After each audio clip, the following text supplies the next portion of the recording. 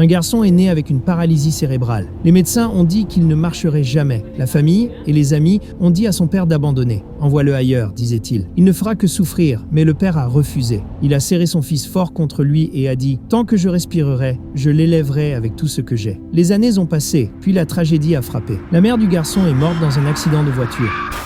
À partir de ce jour, c'était seulement le père et le fils contre le monde.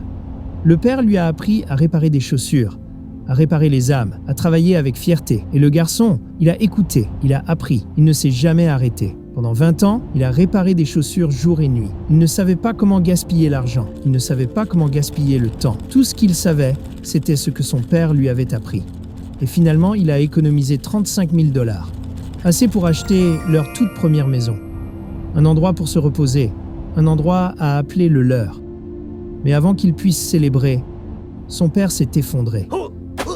Ils l'ont emmené en urgence à l'hôpital. À 80 ans, on lui a diagnostiqué un cancer. L'opération coûtait 30 000 $, presque la même somme qu'ils avaient économisée. Les médecins ont regardé le garçon et ont dit « Abandonne, il est trop tard et tu es trop pauvre ». Mais le garçon est resté immobile et a secoué la tête.